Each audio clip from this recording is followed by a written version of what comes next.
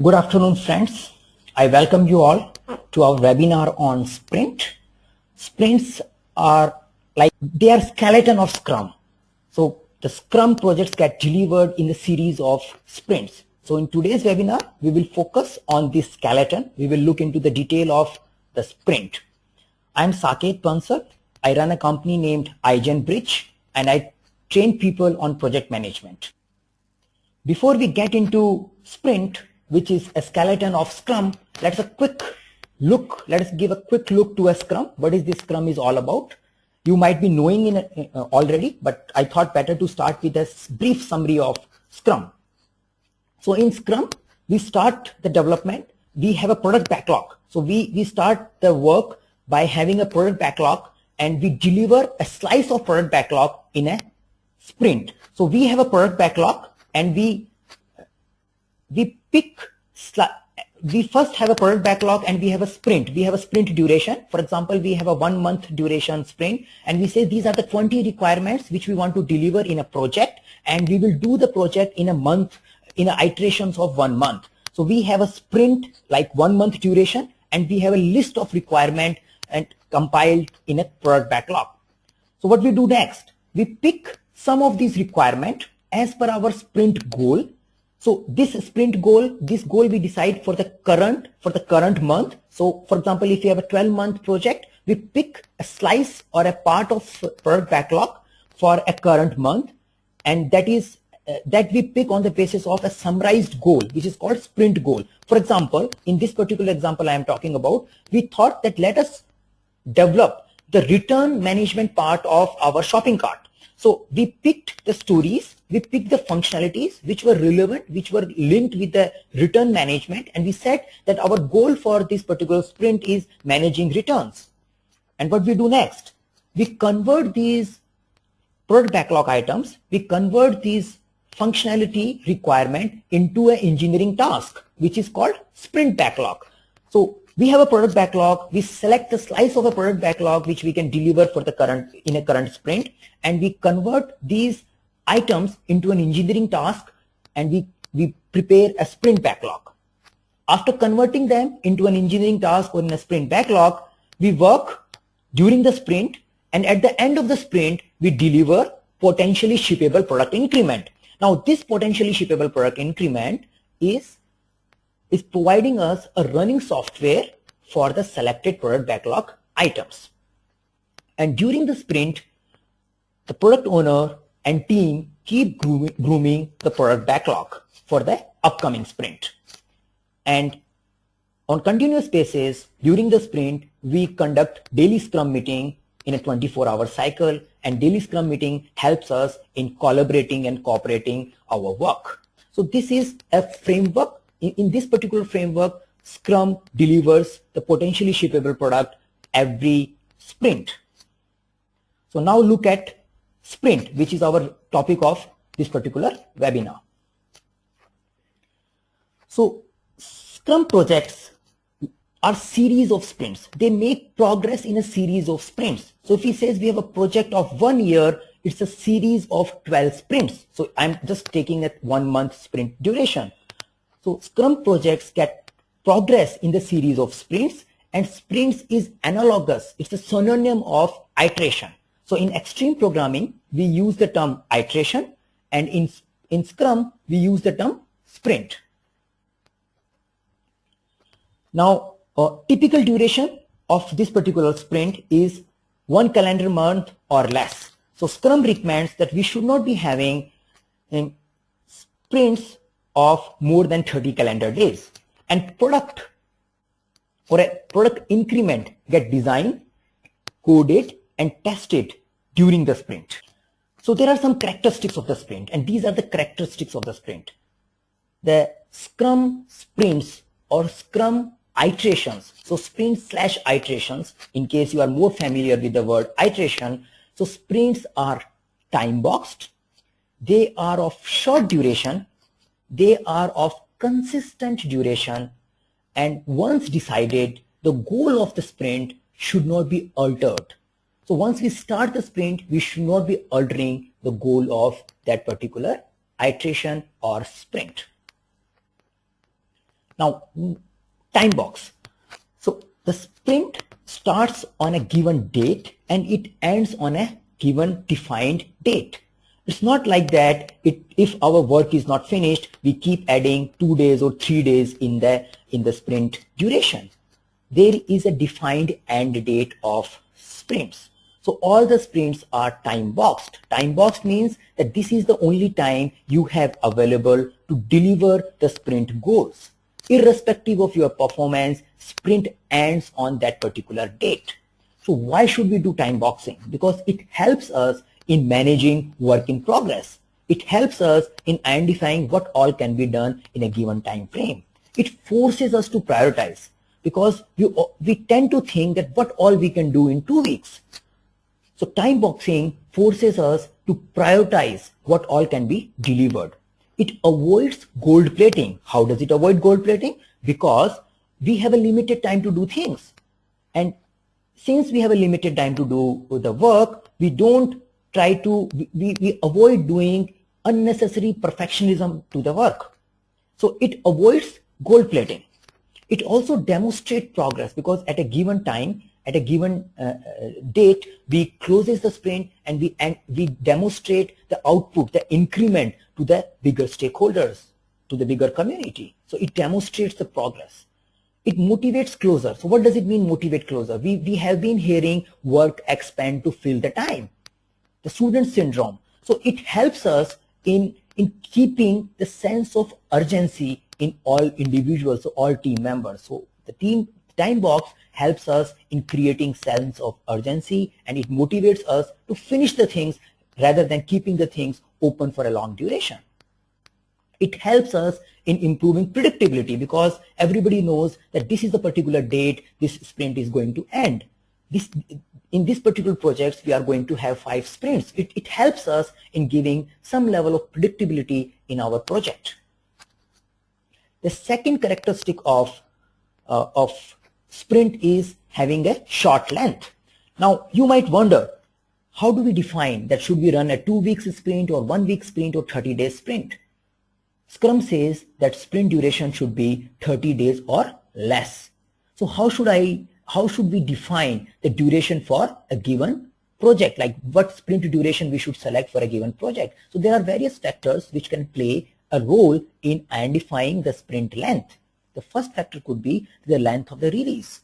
So if you are working for 3 months release and you plan to do a 30 days sprint, you only get 2 adaptation points because at the end of the iteration, you inspect and adapt. You do product review, you do retrospective, and these are the good inspection and adaptation point.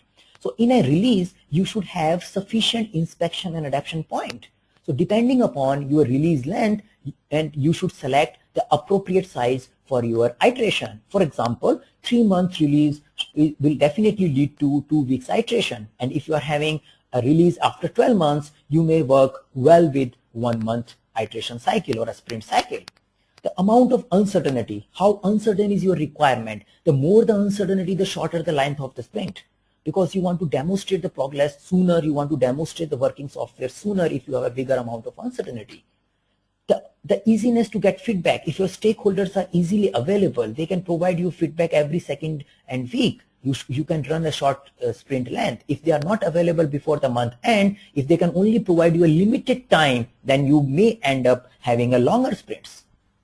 The stability of priorities. Now, we spoke about that once decided, the goal of the sprint should not be changing. So how stable are your priorities? If your priorities are pretty stable, you can run a bigger sprints. If your priorities are very dynamic, you may end up running small sprint cycles. The overhead of iterating. Now, sprint does come with overheads. For example, if you are only 5 people team and you are working for 6 months or a 7 months project, the 5-person team doing retrospective sprint review every 1 week or second week, you may find it very high overhead of doing all this planning and adapting activities. So you need to take a call that how in proportionate to your productive effort, what is the overhead of iterating? Sometimes the overheads of iterating may lead to make you a bigger sprint length. And again, as I spoke about time box, the sprint length should be small enough so they can give you a feeling of urgency. You should always have a feeling of urgency. The longer sprint the team may lose the sense of urgency if they run the 6 weeks or 7 weeks length sprints. Now, after taking these factors, you need to decide a short duration. Now, short duration is a relative duration, which could be a 1 week or 30 days. So it should be 30 days or less. Now, the benefit of short durations are it helps us in planning. It makes the planning easy. If you have long duration to plan, you end up making a sprint backlog for 6 weeks. So making a sprint backlog for 6 weeks and maintaining it during an iteration is relatively difficult than having a sprint backlog for 2 weeks or 3 weeks duration. The short duration gives you a fast feedback, because in Agile, we talk about continuous feedback. We need to get continuous feedback so we can inspect and adapt. So if we have a long duration, our inspection and adaptation point comes at a distance, like we don't get inspection and adaptation point frequently.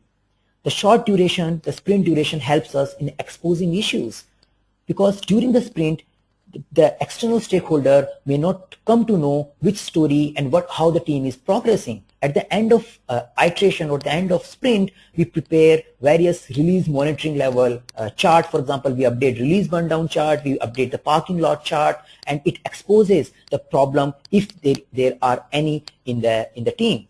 It improves returns on investment because we get the slice of running functionality faster.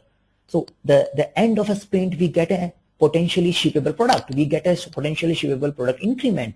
So we get the return on investment faster because we get something which we can use if it is shippable.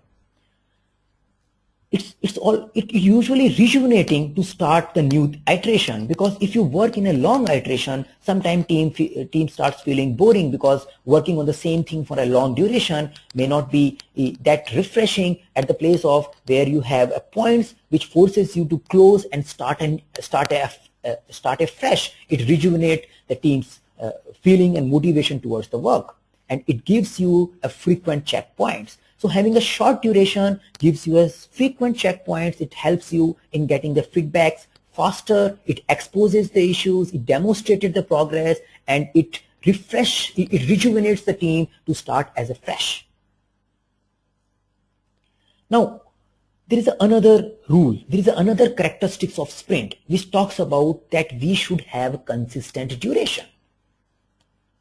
Why do we need a consistent duration? Why can't we have sprint, say 2 weeks sprint initially, and then we can increase the sprint duration as we get matured in a product in a release duration? Now, the consistent duration helps us in giving a predictable rhythm. So the team get a rhythm where they work for a fixed amount of duration. They work in a fixed amount of a sprint cycle. After that, they end up doing planning, monitoring activities in the form of sprint review, sprint retrospection, and sprint planning. It reduces coordination overhead. So what do you mean by what is this coordination overhead?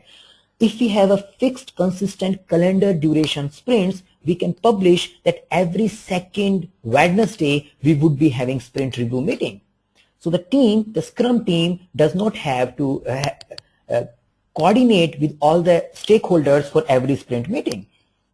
They can publish the meeting request, they can generate the meeting request well in advance, because they know that every Wednesday 3 o'clock there is a sprint review meeting. So it reduces the coordination overhead, because everybody knows at which particular day there would be a sprint planning meeting, at which particular day there would be a sprint review meeting.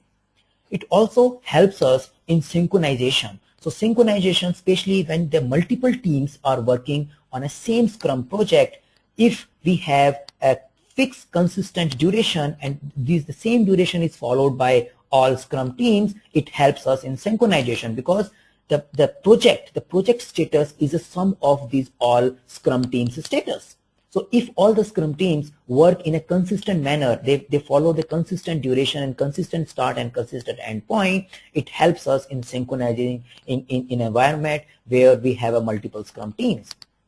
And it also simplifies the planning activities, because how? Because we know a range of velocity. So now velocity in Agile, we have a very simple math. We can calculate the project duration just by calculating the velocity, and we can divide the size by velocity, which gives us number of iterations or number of sprints needed to deliver that particular project. Now this simplified math can only work if we have a consistent sprint duration and team also consistently demonstrate a stable or a range bound velocity. So it simplifies the planning activities, because in the absence of consistent duration, the planning can become complicated. We cannot just pick the size and velocity and identify the sprint duration. Even we cannot have a one velocity if we do not have a consistent duration, because the velocity is very much dependent on the duration of the sprint.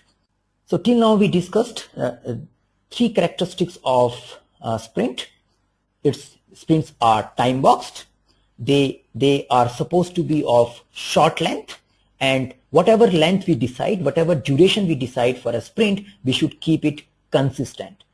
So let us take some of the questions which you might have asked, and in case you have more questions, please just write it in a Q&A box and I will try to answer them. Okay, I just try to. Sprint consists of how many activities? So we spoke about that sprint. So the first question was, sprint consists of how many activities? So the primary function of sprint is that delivering the working software or a slice of product backlog, which we have selected in while doing sprint planning meeting. And the main activity during the sprints are working and delivering the software. So we work on a sprint backlog and we do daily stand-up. So in a sprint, we work on a sprint backlog and we coordinate and cooperate with our team members by way of conducting daily stand-ups. So the main activity of sprint is actually a development work. So we do a development during the sprint, and sprint is a container which helps us in developing software. Now, is the sprint duration 30 calendar days or 30 working days? So sprint duration is 30 calendar days or less. Why? As I spoke about, because we want to give a predictability. We want to simplify our coordination activities. So we work on a 30 calendar days rather than working days. In some sprints, you may have less number of working days. You may have some less number of productive hours because of various holidays, but still we keep the duration consistent. So sprint is the sprint is equal to iteration? Yes, sprint and iterations are synonym. Now the question is, goal should not be altered during sprint, but since there is a renegotiation in scope between product owner and team, so it can change. Yes, we will talk about this particular topic post Q&A break, and we will talk about what is change and what is clarification. Now, how time box creates technical debt? Time box has no relationship with technical debt. There is no direct relationship with the technical debt. Now, sometimes you may feel that in the hurry of finishing thing, we may end up creating technical debts. But in general, the time box has no relationship with the technical debts. Technical debts get created sometime when we want to mark the story done, and even if it has some weaknesses. So in that sense, you can say that there is some relationship between time box and technical debt, but technically speaking, these are two separate concepts. Technical debt is less than perfect design and implementation in your code. So if you have a less than perfect design and implementation, that signifies your technical debt. So time box is that you do things in a defined time period. How dynamically velocity can be adjusted. Now, velocity is an empirical observation. In Scrum, Agile, we always say that velocity is an observation which we observe once we are done with an iteration. And again, we do need a initial prediction or a forecast of the velocity in order to calculate the release dates or release plan. So now, velocity, since we start with the estimated or a forecasted velocity, once we start sprinting, so once we have 2-3 observations of our real sprint, we should always inspect and adapt. So if we are finding that our forecast is not in line with our inspection and adaptation, we should change the velocity number. But for that, team takes a call that they may run 2-3 sprints before they revise the velocity prediction for the remaining duration. But again, lot of team works on yesterday's weather principle. So like the previous iteration or previous sprint velocity can help you in predicting the velocity of upcoming sprints. How do you manage costs as sprints is iterative which inherently increases the cost? Okay, now if it's a bit discussion which we had during our webinar when we were talking about empirical process and defined process. Now the empirical process is costly because iterative development is a planned rework, but now the planned rework is cheap when that is the only option you have. If you are working for a problem which cannot be defined in absolutely, which cannot be defined in upfront, then the iterative model is the only model which can help you in solving the problem. If you have a problem which cannot be defined upfront, and if you try to apply a defined process, then you end up producing something which is not useful. Like if you are thinking of a project where the requirement itself are not clear to the user and the project duration is 10 months, the user might be telling you some of his understanding of the requirement on month 1. If you end up delivering project on the basis of his month 1 expectation, you may deliver the wrong product. So if you do not have an option, if you do not have a certain requirement, if you do not have a certainty in technology, iterative development is the only cost-effective model left with you, because in that environment, if you apply a defined model, you end up producing something which is of no use. Is the time for sprint planning included in the sprint duration? So yes, this first day of sprint is a sprint planning. So time of planning as well as sprint review and retrospective is a part of the sprint. So it can be looked at that on the first day of the sprint, you conduct the sprint planning meeting, and on the last day of the sprint, you conduct sprint retrospective, sprint review meetings. Will the product owner be part of the sprint review and retrospective meeting? Is he mandatory? Okay, a product owner, this is bit talking about the role of Scrum roles. Product owner is a mandatory for sprint review because he is the main audience of sprint review. He is the one for which the sprint review meeting is primarily happening. The goal of sprint review meeting is showing the product to the product owner and the stakeholders, and stakeholder and product owner are synchronizing themselves, synchronizing with each other for the future product development. So product owner is an essential part of sprint review. For retrospective meeting, for sprint retrospective meeting, product owner is optional because the goal of retrospective meeting is focusing more towards team. Team is finding how to do better moving forward. Okay, so these were the questions, and let's move further. So I take the second part of our presentation. So no change during the sprint. And I found this is the most controversial rule. Whenever I go for a training in corporates or for individual trainings, I find that people discussing about this particular rule at length. And because most of the team are not practicing or following this particular rule. So what is said? It is said that once you decide the goal for a sprint, you should not be changing those goals during the sprint duration.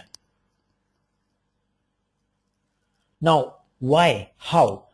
As I spoke initially, that initially we have a product backlog, and when we do a sprint planning, or when we decide, or when we start thinking about sprint, we pick items from the product backlog for our current sprint. So what we do during the sprint planning meeting, we select the high priority product backlog item as per our sprint goal. So sprint goal is a summary level statement which is talking, which giving us a direction for upcoming sprint.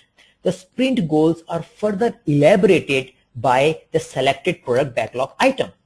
So we select the product backlog item as per the sprint goal, and these product backlog item are, there is a commitment, there is a mutual commitment between product owner and team. Team commits to deliver these product backlog item during the sprint. By the end of the sprint, they commit to to convert this product backlog item into a product increment, and the product owner commits not to alter these items during the sprint duration. And there is a difference between a change and clarification. Now, when we say that we should not be changing goal of sprint, it does not mean that we are not modifying or providing additional acceptance criteria to a given or a selected user story. Now, there is a change. Change is primarily like we can categorize change when we are adding or removing a product backlog item from a sprint. So if we add or replace, a lot of time we say that what happens if we just replace it? We have a one product backlog item and I just want to replace this product backlog item with another product backlog item. So this is a change. Adding or removing a product backlog item from a sprint qualifies for the change. And second is significantly altering the scope of product backlog item that is already selected in the sprint. Now it's a significantly. There is no clear definition of what is the limit of when can we say this is a significant change. Now this all depend upon the trust, the confidence between product owner and the team. During the sprint, the product owner can always provide additional detail for the user story. Now we do not expect that user stories get baselined during or before the sprint planning meeting. During the sprint planning meeting or before the sprint planning meeting, user stories may have some acceptance criteria attached to it, but during the sprint, some of the acceptance test criteria may get added or removed because user stories are negotiable. Before you start development, you are expected to discuss that particular user story with the product owner. So providing additional details for the selected product backlog item is not qualifies for the change. Now, these additional details should not be significantly altering the scope of that particular product backlog item. Till the time the clarification provided, the detail provided are in line with your sprint goal, till the time team can deliver those product backlog item in a given sprint, and they are not changed. So the team and product owner has to find a balance and for this particular rule.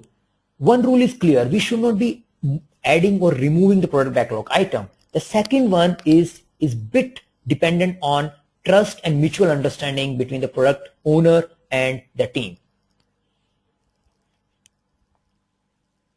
Now, what happened to the rule? In Agile, we welcome change even at the late stage of the development cycle. And we always say, in Agile manifesto, we say that we welcome change rather than following a plan. We embrace change. So why the Scrum is saying that we should not be changing the product backlog item or a sprint goal once decided? So we do welcome change, but agility is all about managing the flexibility and stability. We cannot just work with flexibility. We need to put an economic judgment. We need to balance the stability and flexibility for maximum business benefit. So this particular slide talks about the cost or the effort involved in a particular product backlog item. So these boxes are representing the cost or an investment on a particular product backlog item. So product backlog, you spend, the team as well as product owner spend good amount of time in grooming. So now as we groom the product backlog item, we spend some amount of effort, time in grooming it. Once we take this product backlog item to a planning, so once this product backlog item gets selected for a particular sprint, we spend good amount of time in grooming, in doing a sprint planning. We break those items, we discuss those product backlog items at length. Think of that if we are planning a 30 days sprint and if we have selected 8 user stories for that particular sprint duration, the complete team has spent 8 hours in discussing those stories. Now, 8 team hours has been spent on these 8 user stories, and by doing planning, a good amount of effort has been put on these user stories. And once you start doing, you start investing more and more time to those user stories. So if someone comes and start replacing or playing with these user stories, it may look like that it has no impact.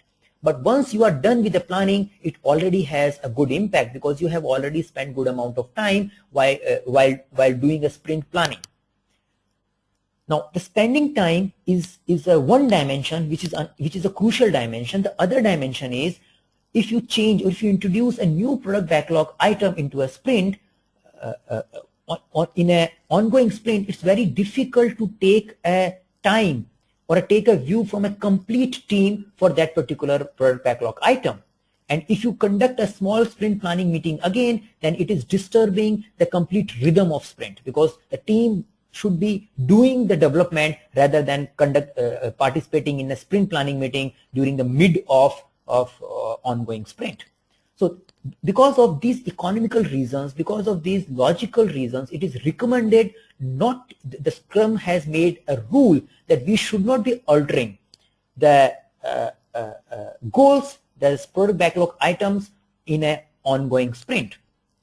Now, if you are finding that there is always a need of changing the product backlog item in an ongoing sprint, then we should do a retrospect. We should retrospect on that and we should identify why this particular condition is happening. Are we selecting the wrong, are we not conducting the sprint planning meeting properly?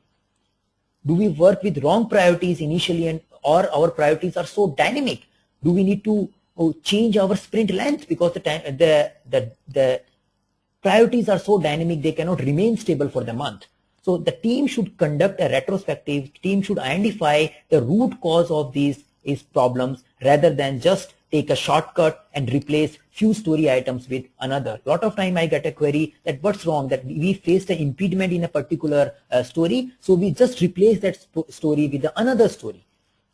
Now, by doing that, you just wasted the planning effort which team has already put into that particular user story, and you created an uncertainty, or you added an unplanned story which the complete team may not be able to look into. Now, there is another possibility, there is another thing which can happen on sprint, is that you can abnormally terminate the sprint. Now, we spoke about that once selected, the sprint goals should not be changed. So what happens if the current sprint has become useless or invalid because of the change in market scenario, because of the new product has been launched by the competitor? In an exceptional, very uncommon scenarios where the current sprint is not relevant, product owner has the authority to cancel the sprint. And this is a very uncommon event, and once it happens, the team is expected to perform a retrospective on the cancelled sprint, and they should start a new sprint by conducting a sprint planning meeting with a different sprint goal. So in an exceptional situation where the current sprint is not adding value to the product, or the direction of the priorities has been completely changed because of some external event, the product owner can cancel the sprint, or abnormal termination of the sprint is possible. So quick recap, sprints are skeleton of Scrum framework. They are time boxed. They have a consistent short duration, no goal altering during the sprint, and during each sprint at the end, team delivers potentially shippable product increment, which is as per the definition of done of the team. So we start with the product backlog items, we convert those product backlog item into sprint backlog, and during the sprint we work on those sprint backlog items, on those engineering tasks. We develop the working software, we coordinate in daily Scrum meeting, and at the end of sprint we deliver, we demonstrate the potentially shippable product increment to the world. We have a Q&A break and we can discuss questions now. I think I have few. So goal should not be altered during sprint, but since there is a renegotiation in scope between product owner and team, so it can change. Now, I think this question is now answered, because as I said, there is a difference between change and clarification. So we should not be changing, but definitely we can, the clarifications are need to be accommodated. What is the role of product owner in the sprint planning meeting? Chicken or pig? Okay, now the sprint planning meeting, the product owner has there are two segments of sprint planning meeting. The segment one where the product owner and team discuss about which all stories can be taken for a upcoming sprint. So there is a crucial role of a product owner. He is the one who is driving, he is the one who is suggesting the user story. In the second segment, team is the one which is converting the selected product backlog item into engineering task, and product owner is just there to clarify. So if you talk about chicken and pig, so product owner is always pig. And just like, so I can just say in definition that in a first segment, product owner has an active role. In the second segment of sprint planning meeting, he has an optional role or on-call role. Velocity must be calculated after minimum of how many sprints in order to get a realistic velocity before arriving at velocity. Okay, so now velocity, when to calculate velocity, or how many iterations are sufficient to predict the velocity. Now, it all depends upon the maturity of the team. If the team has been working on the similar project or they have been working together, they may start showing the consistent velocity from the beginning. If they are not, they may take 3 to 4 weeks, 3 to 4 sprints before they start demonstrating the stable velocity. And that is why we should have many adaptation points in a given release duration. So in my experience, 3 to 4 sprints, like it takes minimum 3 to 4 sprints before we get an idea of a velocity range. How much time the Scrum team should spend for Scrum planning, sprint planning? See, sprint planning meeting, there is a recommended time box from Scrum framework. It talks about for the 30 days sprint, you should be spending 8 hours in sprint planning. These 8 hours are divided into 2 segments. 4 hours segment 1, when you select the product backlog item for a given sprint duration, and the second segment is again another 4 hours which you have for converting the selected product backlog item into a sprint backlog. So identifying the engineering task and making a sprint backlog. Can a fixed bid project converted internally into agile Scrum project and get expected result? Yes, it can. Now, fixed bid project, you may have from an external stakeholder point of view, especially fixed bid projects are usually complex projects because they are for the complicated organization or for the government organization, and you, like as a vendor, you have people or a business users who decides or who can take a judgment what is going in line with our expected scope and what is going off the track. Now, even if fixed bid projects, there are few subject matter experts who can see the right direction, who can see what is important, who can tell what is the right way of doing things. So if we follow Scrum internally, or these subject matter experts get an opportunity, gets a running product upfront. And they can also see the progress, because in Scrum, we measure progress by the running functionality, not by percentage completion of milestones. So definitely it can be done, and it does add value in monitoring and prioritizing. How to start a project without knowing its requirement? No, you should know the requirement. Now there is a difference between requirement and scope. So there are 3 stages of requirement. There is a vision, requirement, and scope. So for example, how to build a mobile phone before you know a requirement? You do know a requirement. You do know that you need a communication device. You do know that the communication device should be of lighter weight than previous or available market products. So you do have a vision. Initially, you do have a vision. Once you have visualized the product, you do have a requirement. Now, you do have a requirement of transportation, but which car do you want to buy? That's a scoping. So you say that I want to have a car which helps me in commuting from my office to home. Your requirement is clear, but scope is not yet. Now second thing comes, this is the money, this is the type of car I need. So that is all is called about scoping. And in between you may change your requirement that, okay, this is a car, I want to have a bike now. So you do have a vision, and then once your vision is stable, you do have a requirement. You may not be knowing the complete scope. So depending upon the complexity of the project, you either have a vision or you have a requirement, a good course or top level requirements which get elaborated by the passage of time.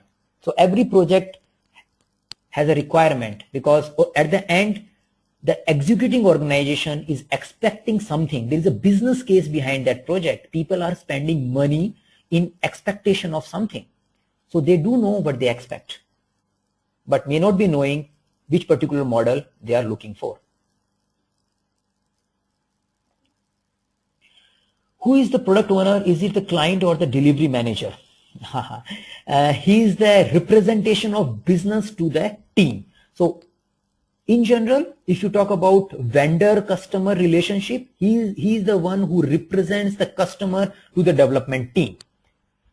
He is the one who represents the business to the development team. He is not there to tell what to do and how to do for converting that product backlog item. He is there to explain why we need this product and what are the functionality, what are my requirements. The how part is someone else has to figure it out. In Scrum, the team has to figure it out. So the product owner represents business to the team. So we do have a webinar on Scrum roles. You can find the recording of the webinar on Scrum roles at our YouTube channel. We have a good that webinar was a 1 hour webinar just on Scrum roles. So I would recommend please look at that. It would be helpful. If the team completes work earlier, what does the team do? End the sprint early or add another item to fill the remaining time? Okay. Now, if in general, the team will always have lot of things in their technical depths. There would be sufficient amount of improvement actions which they can do. In an exceptional case, when they are done with everything, they are done with everything, then they can pick some items in consultation with the product owner which are not which does not require a good amount of planning. But it's like an exceptional case. But the first answer is you should not be terminating the sprint early, because if you terminate the sprint early, you loses the rhythm. The second point is, while doing a sprint planning meeting, you should have some few items which works as a scope buffer, that these are the items we tend to take, but we are not sure that we can control this, we can take this in this particular sprint or not. So you should have a slack scope items, and if you are running fast, you can take those particular items. But this is like one-off condition. In one-off condition, you can pick some more items, but should not be terminating the sprint early. Can a fixed bid project converted internally? Okay, we architecture and design. Architecture and design must be completed before development sprint start. How many architecture iterations are usually allowed? Now, in Scrum, in extreme programming, in Agile, we recommend emergent design. We do not recommend having an architectural baselining and then starting the development. Architecture will emerge with time. So in general, it is not recommended to have a baseline architecture before you start development. Now, in some cases where the requirement is complicated and where you have a complicated interfaces, like your system application is integrating with various external components, in those particular cases, you may need to run some limited amount of iterations upfront to produce the signatures of the interfaces.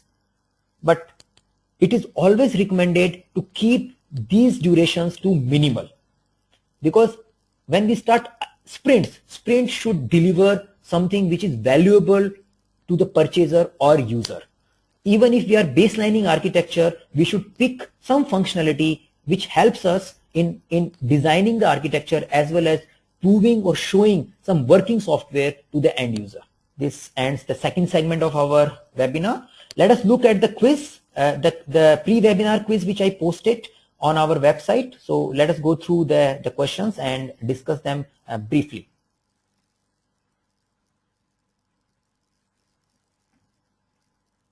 So this was the first question. Each sprints, we were talking about the advantages of time boxing, and as we discussed, it is always helpful in establishing work in progress limit. It forces us to prioritize. It does demonstrate the progress. Now, it has no direct relationship with controlling technical debt. So majority of you selected the right option, which was the option D. So it has no direct role in controlling technical debts. We control technical debts by doing continuous refactoring. Question 2, sequential process has well-defined set of milestones. These milestones provide managers checkpoints. So where do we get the checkpoints in Scrum? So checkpoints are the points where the bigger stakeholder, the external stakeholder, can come and see how the team is progressing, what they have done. In Agile, the working software is the only measurement of progress. So in Agile, we have a checkpoint at the end of every sprint, and which is called sprint review. So most of you selected the right option, which was sprint review. The team cannot get all the work done within the current sprint. What should they do? And you were very clear about it. Do retrospect, identify the problem, and fix the root cause. Do not take the shortcuts. Do not take the temporary shortcuts by playing with iteration length on case-by-case situations, because a lot of time the root cause of this problem may lie into wrong sizing of the user story, or maybe the development approach. For example, I found many Scrum teams only giving one build in a one sprint. They give a build at the last week or at the end of the sprint to the testing team, and then testing team finds that they have no sufficient time to verify and declare that this sprint is done or not done. So we should look at the root cause and find the solution. A summarization statement that describes the business purpose and value of the sprint is called. So it is called sprint goal. Now, few of you selected the sprint backlog. So sprint backlog is just a summary of engineering tasks. So from a sprint goal, we create the sprint backlog. So sprint goal comes first, and sprint goal is a summary statement. Sprint backlog is a detailed collection of engineering tasks which we are expecting or which team is planning to do during the sprint. So it is sprint goal, not sprint backlog. And this one was very clear. A checklist of the type of work that team is expected to be successfully completed by the end of sprint is called definition of done. And this is the definition which helps teams to identify which all functionality is done and when to say a functionality is done. And the definition of done helps each stakeholder to understand unambiguous language. It creates an unambiguous language where everybody understands what is done mean. And in this presentation, we used some of the extract from Mike Cohen's presentation on Scrum. And I also used some of the references from Scrum Guide, which is available at scrum.org. And we provide PMI-ACP training. We provide online PMI-ACP training, and we also provide simulation exam for PMI-ACP. And we conduct classroom sessions as of now in 3 cities, Delhi, Hyderabad, and Bangalore. The next session is planned on 18th and 19th May at Hyderabad, and after that we have a session at Bangalore and then Delhi. So if you are interested in doing PMI-ACP, you can look at our product offering. These are our communities. So we have a group on LinkedIn called PMI-ACP Certification Made Easy. So if you are thinking of PMI-ACP certification, do join one of our community. You can join our Facebook page. We also try to create a good learning events on our Facebook page. And then we do have a YouTube channel. So this presentation would be live in next 24 hours at our YouTube channel. You can also find the presentation video recording of our previous webinars on YouTube channel. So do subscribe to our YouTube channel. It will help you to get update on the video update we do on our YouTube channel. And you can reach me via mail. I am like by saketbansal@izenbridge.com, or you can call me. You can connect with me over the LinkedIn. You can find me in any of my pmi-acp community. So this is our final Q&A break. So let's see if we have more questions before we declare the closure of this webinar.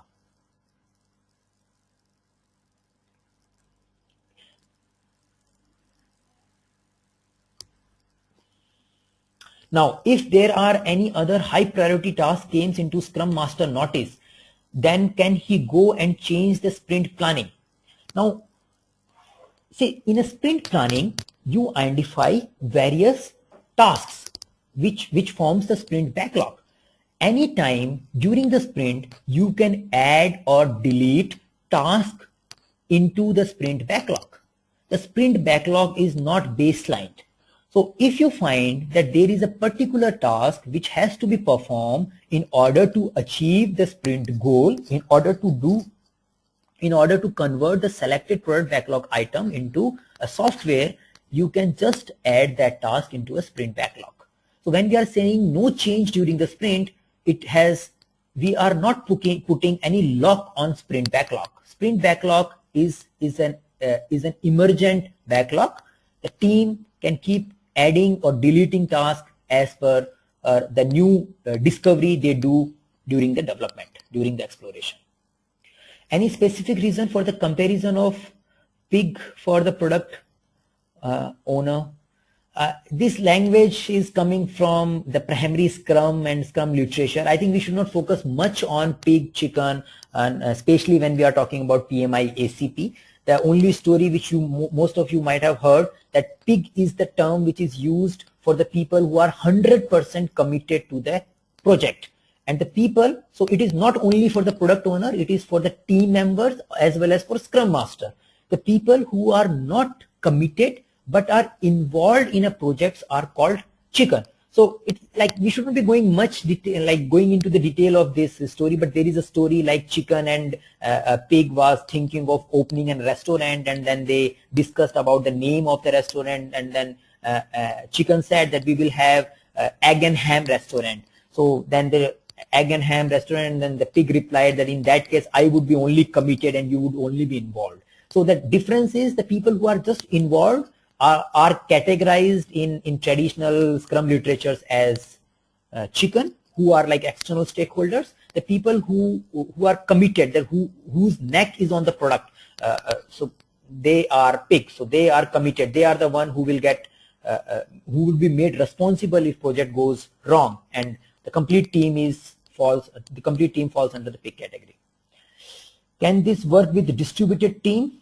Yes, it does work with a distributed team, but working with a distributed team will bring some formalized processes, some use like extensive use of technology, and some amount of upfront planning. But yes, it can work with a distributed team, and there are case studies where Scrum has been implemented with multiple Scrum teams. So yes. If project fails, who should own the responsibility? Okay, now if project fails from a business point of view, if the project is, what is the definition of fail? In Scrum, in Agile, the definition of fail is the project is unable to deliver expected value. If project is unable to deliver expected value, if you have built something wrong, the product owner is responsible. If the team is not able to deliver, like if there is a given product backlog item and it has given to the team and they are unable to deliver in a given sprint. So this situation can only exist in some sprints. After that, it has to be inspected and adapted. Then the team is responsible. So team is responsible for delivering. Product owner is responsible for business success of the project, because he's the one who controls the money. He's the one who controls the priority. So if he's getting the wrong product made, he's the one who is responsible. Who creates the definition of done, PO or the team or the both? The definition of done is created by the team because it's a technical definition, but it is agreed by all the stakeholders. So product owner, Scrum Master, everybody agrees to the definition of done. Definition of done will have a various technical steps like integration, testing, automated script writing, the migration script creation, sometimes even documentation creation, changing the installation procedure. So because of that reason, the definition of done is a universal checklist which is created and owned by the team member, and it may get changed with the passage of time. During the retrospective, you may identify that something should be there in definition of done so that things can be managed well. Now, product owner owns the acceptance criteria of the user story, and verification of the acceptance criteria are usually part of definition of done. So PO is the one who creates the acceptance criteria for the user story. Without those criteria, he will not accept the user story. But definition of done is created by the team because it's a universal checklist. Is the definition of done created for each user story? Now I think I have clarified this. So definition of done is for the complete sprint or say project which get evolved during the passage of time. For individual user story, we have an acceptance criteria. So if you want to see this story is done or not done, the acceptance criteria talks about the requirement level condition of satisfaction of product owner, and definition of done considers all the technical details which we find we want that work should be completed, because we always want to get a potentially shippable product. So we should have a product increment which is ready from all aspects. Whatever needs to be done on a product item, a product backlog item should be done before we mark it done, and that is where the definition of done comes into the picture.